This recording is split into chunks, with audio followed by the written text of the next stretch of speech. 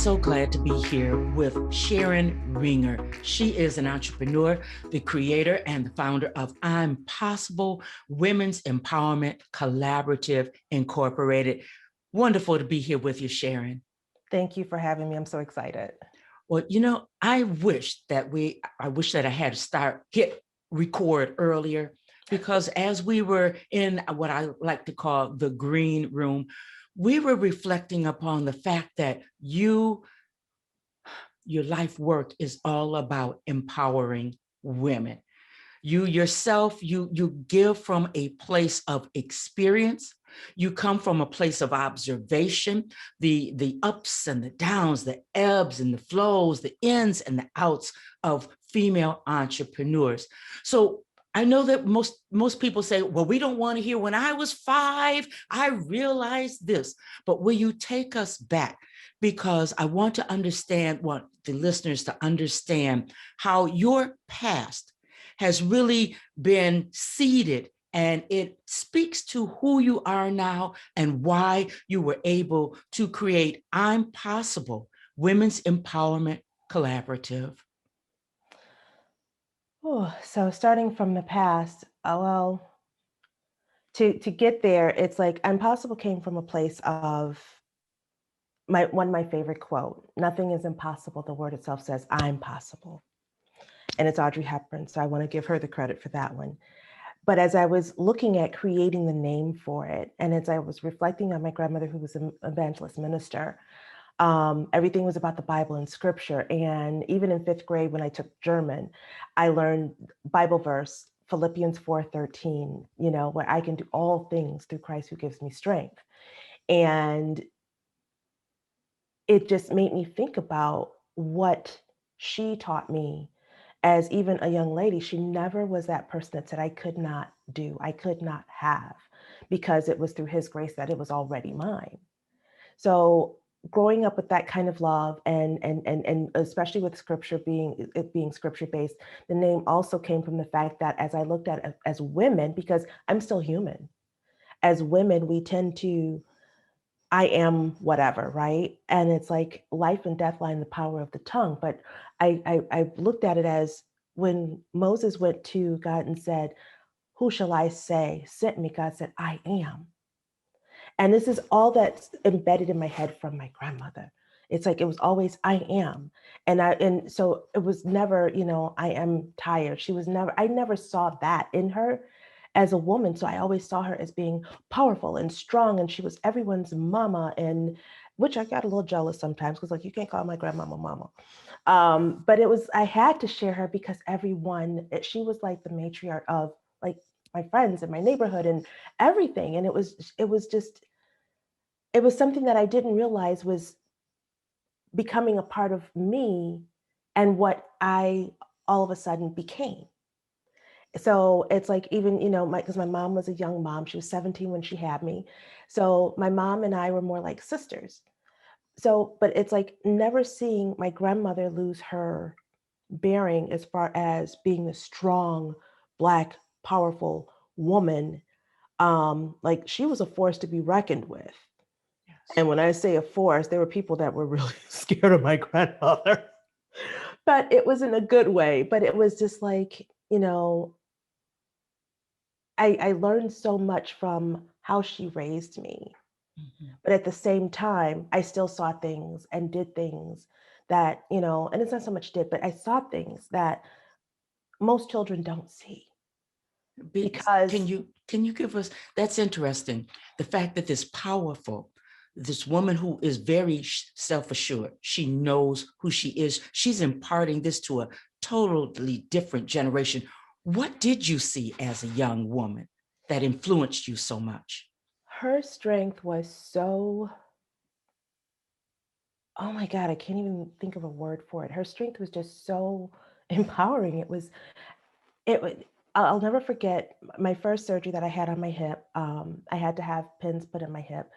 And my mom just could not deal. And she would get nosebleeds because of the high blood pressure and all of this. She was not dealing with it well. But my grandmother would call every day, and I never understood why she never came to see me. But I called her once because I had a nurse messing with me. And my grandmother goes, okay, baby, you know what? Let me let you go. And it was like that Medea kind of grandmother too. You know, she's like, baby, let me let you go. Next thing I know, that was the nicest nurse I'd ever met. I found out later that my grandmother basically had threatened her and told her she was going to come up to the hospital. But it was just something to see how she did not want me to see her weakness, which can sometimes be a blessing and a curse too. Because I learned the hard way that weaknesses sometimes, it's not that it's a good thing or a bad thing, but sometimes just relevant to work through. And she eventually sat me down and talked to me and told me that she didn't come because she did not want me to see her fear. Oh my, okay. And it was something to hear, you were scared. And it blew my mind because I'm like, I've never seen you scared. I mean, I'll never forget the one time my mom was going through divorce, and my mom's ex-husband came home, and a fight came about, and he got really kind of belligerent, and my grandmother never raised her voice, and she's like, Walter, go sit down, just leave me alone. And he kept on, and he went to storm into the kitchen on her, and she was cooking, boiling some corn. She flung the pot of corn, dented and back then pots were very sturdy, dented the pot, and went about her business. And then I saw it happening and didn't, as a kid, you just don't see what's happening until it's already over. And what he had done was taken his pants and wrapped it around his hand. And he came, because she was coming out because water got on her and it was hot. She came out of the kitchen, and it was like literally, it was like the bedroom's on this side, the kitchen's on this side, and there's a little walkway, and then there's another part of the house. He opened the door to the basement that went along that way as well, and he swung. One time he swung, he hit the door. The other time he hit her in the head. And back then it was the punchers were, the ones that they use on the buses. She didn't miss a beat. She backed up. She went in the kitchen, and when she went to try to call the police, he had picked up the phone. And my grandmother called me, and she's like, you run to the store. And we lived at like 3 houses down from 7-Eleven, go call the police. And she stayed. But when I walked in there, she had blood everywhere. And she's like, she was a busty woman. Her entire chest was filled. She never missed a beat. I never saw her. To this day, I see it in my head. And it's like, she wasn't nervous. She wasn't upset. She wasn't crying. And when the police came, they're like, one little cop asked, and I would never forget, he's like, ma'am, do you have a gun or anything in the house? And we did have like a BB kind of gun or whatever it was. And he's like, why didn't you use it? And she's like, I don't want blood on my hands. Wow. And it was just like, oh my God. And I think about this now, and it's like, that kind of strength, it's like, it's unheard of now. Yes, it is. You know? Integrity also. Yes. Major integrity, which is it's sorely missed on so many levels. Sharon, as I hear you speak of your grandmother, I have to ask, I'm Impossible Women's Collaborative. You labor to make sure that all of these qualities that she imparted into you are present, and everyone's aware of strength, integrity, all of the members. It's a membership community, correct? Yes. Strength, courage, weakness. Are women allowed to, all of these things that your grandmother was, that she was obviously to you and not obviously to you, are women allowed to come and just be who they are? Because I understand that this is also a membership community. Why did you decide that you would base it up on membership? And what is it like? Are they able to come and be their own? I'm trying to put, right. You are bred from strong grit, moxie. And how do you present this personification to other women who are coming from all walks of life, I would venture to say? So the way I'm Possible started, and they say be careful what you ask for. um, I really just wanted to do something that was, I've always, let me back up. So I love empowering and helping people. That's just who I am. And I had to learn how to not be an enabler and switch it to empowering, those two E's. So I transitioned from that, and I'm like, I want to do a women's empowerment conference to just help elevate women, because prior to that, so my past life was I was an event planner. And then I became chapter president of Event Planners Association, and actually even got a leadership award for that, because I love helping people like basically live their best lives, even in business. And so what was interesting was I decided to do masterminds to help to kind of help promote the conference. And we started doing it like a year in advance and built, a nice little following. But again, to promote the conference. And we had the conference. Everyone's like, oh, this is great. When do we meet again? And I felt like, have you ever seen little puppies that go, because I'm like, really? And it was like, all right, Lord, if you want me to do this, you're going to have to take weddings off my heart, because this is not what I signed up for. I really just wanted to, it was just something that I've wanted to do because I love helping people. And I wanted to just have that experience of, producing something that was empowering. So I asked actually to say, I'm like, I told everybody, okay, give me a couple months, because I didn't realize that so I was diagnosed with 3 different diseases, and one of them was really exasperated. And I didn't realize, I totally like ignored it because of the stress that I was under trying to produce this conference. And then I was also so I was diagnosed with sarcoidosis as well. And I was having pancreatic attacks. I was not addressing either one because, that's part of, you kind of don't take care of yourself. You can take care of everyone else, but you can't take care of yourself, right? Gotcha. So I was producing this and getting it done. By the time the conference came, I could barely walk. Literally was holding on to my counters to walk across my kitchen to go to the bathroom. So I was able to feel a little better, and I got invited to this event by 2 different people, didn't know one another, same event, and had the opportunity to meet this gentleman who, when they introduced him, I was like, this guy sounds like a real life Tony Stark's like Iron Man. And I'm looking like, who is this person? So I get to meet him. We're sitting down talking. And it was hilarious because I'm looking at this guy with like glazed over eyes, and I was so exhausted. And he looks at me because I'm thinking, you're too good to be true. You're not real. And he looks at me and he goes, I know you don't believe me. Wow. And I was just like, did I just say something out loud? And it's like the messaging that you don't realize that God will speak to you through all kinds of things. And so he's like, he looks at this other young lady who's one of my members, and she's just like, he goes, you send her this YouTube, this YouTube, this. So a list of YouTube. And it was hilarious because I stayed up all night, as exhausted as I was. I stayed up all night trying to find something wrong with this guy. So the next day now I have coffee with him because we all had like we could meet with him, and he's like, look at me. I'm like, okay. And because he's like, stay focused, give me your phone. And he lets me record our session.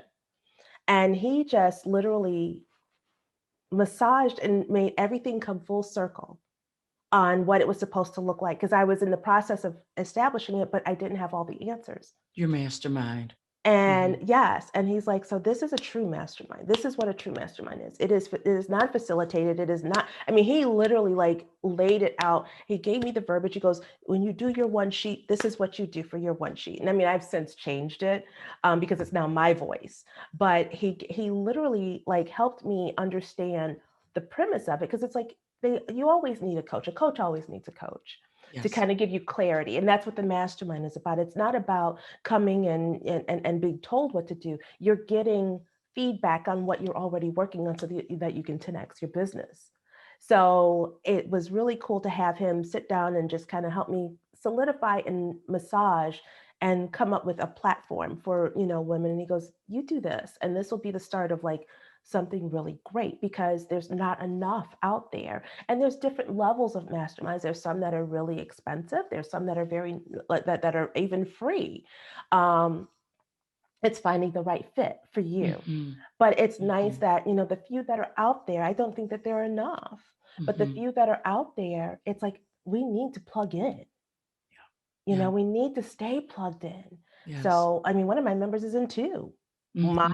other one, and I'm like, wow. So it's like, and of course, I'm learning the differences between the two, and it's like, I stay in my lane. I want to work with emerging and budding entrepreneurs, because so it's like, you want to go seven figures, then you look at a mastermind like the one that she's in.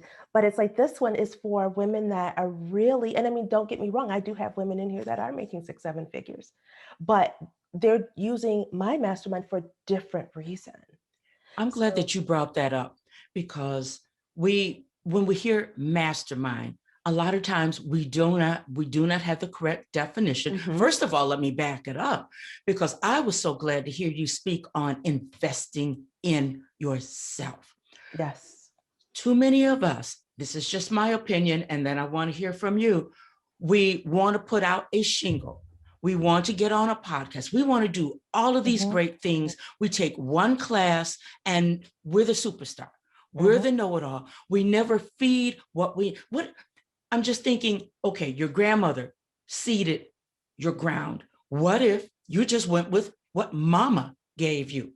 What if you hadn't gone to invest in yourself, get mhm. more information, be present and accounted for so that that gentleman could seed into you? I want the listeners to hear the progression of things. You people feed into you, you feed other people, but you keep going so that you can keep Exactly. expanding and growing. And that calls for investment. Right. And different masterminds are at different levels and they function for different purposes. That what I Right. hear you saying? Yes, and I'd like to add something that you said triggered a quote, and I'm just going to paraphrase it. I love what Michelle Obama talks about, where she says you need three friends, and I always say you need three people or colleagues. You need a mentor, because again, coaches need coaches, right? So you need a mentor, someone to pull you up.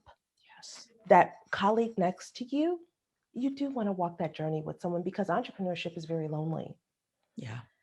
But most of all, you need a mentee, the person behind you. As you're learning from your mentor, you need to be bringing someone up with you. Yes. And I think because it's cyclical, right? If we started doing that instead of being worried about, oh, I can't help her because, she may steal my ideas. Oh And boy. it's like, first of all, nothing is brand new. Nothing is brand new. And what's for you is for you. Yes. Yes. I'm glad you said that because we shut the door on collaborations. We Hmm. shut the door on being a part of a mastermind, really emerging ourselves in a mastermind because I don't want them to know my trade secrets. You're right. There's nothing new under the sun. But Right. I can't speak the way Sharon Ringier can. And you're not going to be Margo Lovett. That's the beauty of us all being entrepreneurs in our own lane, as I heard you say earlier. But Hmm. Sharon, I have a question. As far as women and the mastermind, and I know that a non-disclosure, you all signed those Hmm. waivers, signed those forms. Are there things that you have found that most of us female entrepreneurs, these concerns, these fears, they're just common among us? What's just common among us? I think the common thread among us is that we tend to feel we can do it all. Mhm. And corporate America has us thinking, church and state. But as a fempreneur, a woman, we've got our personal lives. We've got, so you've got all the family stuff, and then you've got your entrepreneurship stuff, and you're trying to keep it separate, except the dog may come through in the middle of a podcast, and your kid may need, the baby may start crying. Um, and you may have something happen in the midst of it where you lose a loved one. You know what I'm saying? And it's like, how do you cope with all of that on top of what's happening in the society, with social injustice and COVID and, presidential election and, the economy and whatever else jumps off on what given day, and it's like we try so hard to keep it separate. And what I really found interesting with dealing with being a female entrepreneur is no one teaches us how. Mhm. So we come in with, sorry to say, these masculine, we've got to act like a man because we're in a man's world. And I actually had a gentleman one day. I was at a BNI and I was talking, and you get your time to talk. And I was talking about women holding the checkbook, even though, the men are the breadwinners, and because but it all ties into, women's empowerment. And he sits back in his chair, like really leans back, does one of these. Wow. And I'm like, okay, body language showing up. Okay, I've hit a nerve. And he goes, well, women are always trying to compete with men. And I just looked at him and I smiled, tilted my head, like, well, with all due respect, I don't want to compete with men because I birthed them. Yes. And he turned 10 shades of red. He was so pissed because this was a white man that was actually coming at me a little bit. And I'm Mhm. like, are you serious? This is like my time to talk. And at the end of the day, it is what it is. But it's my time to talk, and you intercede with that. And you're trying Mhm. to take me down, so to speak. That's how I felt. And did I take it personal? I'm going to be perfectly honest. Yeah, I did. But I tell you what, I bet you he won't do that to anyone else again. But I did it with grace because it's like, Mhm. I'm not going to compete with you. I birthed you. Yes. Yes. But had you not been sure about yourself, Mm-hmm. who you are, what you bring to the table, you came to Exactly. that meeting, I'm sure, dressed to the nines, Yes, I did. representing, and you know what you know. You represent what you represent, and you stand there. I'm just wondering how many women, because of, and let's just identify this thing of imposter syndrome, because as we spoke Mm-hmm. of in the green room, there's the definition varies according to who is, who's leading out the conversation, the Mm-hmm. mastermind, that type of thing. But I think that at the end of the day, if we don't know who we are, and if we have this wavering back and forth about what we know, and are we good enough? And are they going to think that I just snuck in here and find out that I really don't know what I know? Some of Mm-hmm. us really, we lose out because we are right there, but you weren't there that day. And I'm so glad. That's always going to be you don't know what other women were in the room who saw you stand in your stead, in your power, Mm-hmm. in your right that day. And I'll bet good money that there are some women who reflect upon that and say, everybody's not there. But getting back to this thing of moving on to this thing of imposter syndrome, I'm Mm-hmm. looking at the time. I do want you to touch bases on this. What's your definition of imposter syndrome? What does that have to do with our confidence? And what do we do about this as women? The best way I can describe it is I'll never forget. I had such a major fixation with this celebrity wedding planner when I was doing my wedding planning. And finally, my son, who is now he's 29, so this was about 10 years ago, he's like, Mom, why do you put her on a pedestal? The only difference I see between you and her is greenbacks. You're just as good as she is. Mind blown that I have a young man, and matter of fact, I think he was even younger than that because he was still living here. My son saw that I was living in that and I was doing comparisons, because you're wanting to be great. And I felt like I didn't have the training because I knew she was a college grad. I am not a college grad, but neither is, I believe, Bill Gates.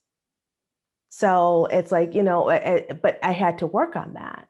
But it was just one of those of where it's like, you know what? I am who I am because of the thread I have, not because of a book or someone else's limiting beliefs and their definition of who I should be. but because who I believe I am to be. So that was a major, major eye opener for me. And it really made me start looking at how we look as women at ourselves.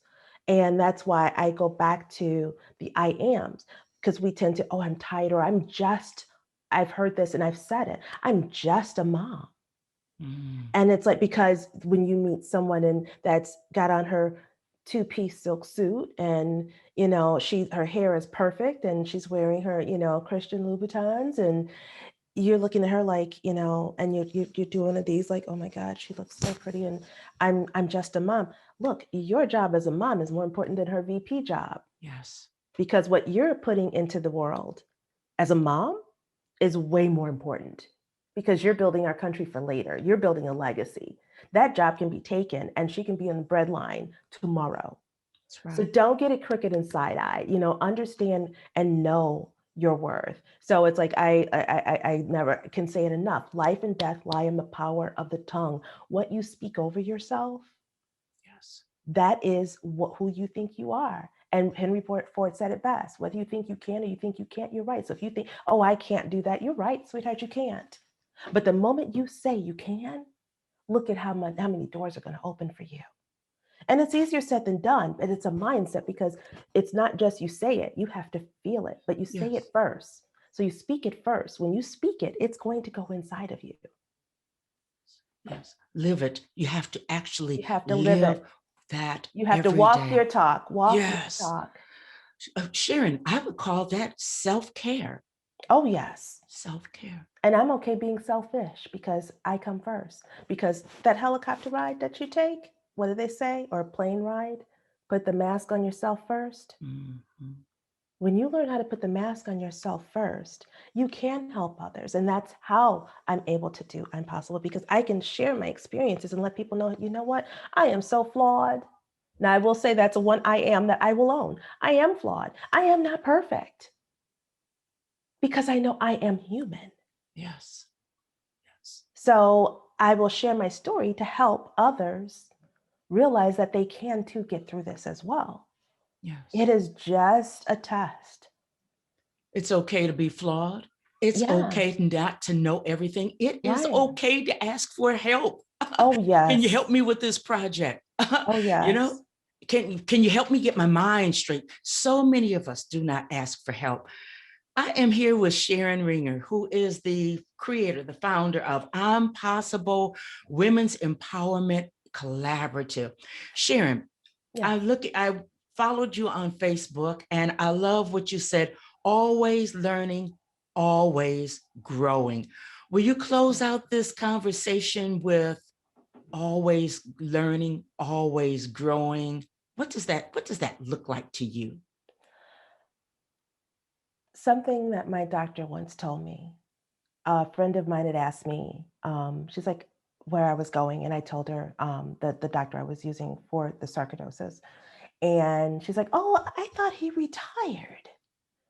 And I'm like, well, no, he's my doctor. So I told him, she was like, oh, she thought she retired. And he goes, oh, it's nice to know she's still around or whatever. I thought she had moved, to a different city. And I'm like, yeah. And I go, so she thought you retired. Were you going to retire? And he goes, let me tell you something.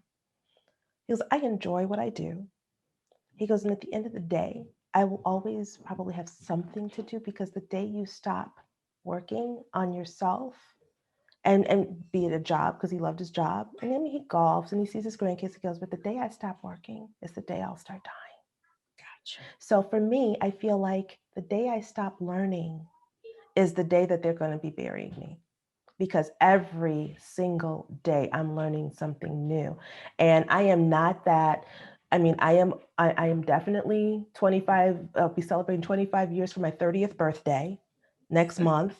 And so I understand that I am not a millennial, but you know what? I am not that person that says, oh, I'm old, I don't get technology, because I hear it all the time. Well, you know me, I don't know. No, I don't know you. No. Because for me, it's like, look, as long as my mind is good, I can still learn it. My Yes. father-in-law is 80, he'll be 84. And that man is on Facebook. And matter of fact, he still runs. The guy rides 20 something miles like in one day. So it's like, I look at that and it's like, yeah, I'm going to keep learning. And as I look at him at 80 something, got on my bike today. I rode a half an hour. Mhm. So it's like, haven't rode in a while. And believe you me, I'm doing that with an autoimmune disease that messes with my joints in the winter.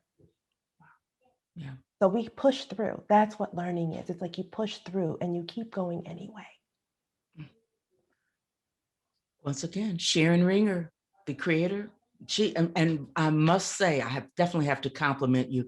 Oh, The thank you. creations for your events, various events, I saw them on Facebook and just on the internet. Beautiful. Your event planning skills are impeccable. It's definitely a gift. And so kudos on that. Thank But I you. really thank you for taking care of the women in back of you, the women at the side of you, your mentees.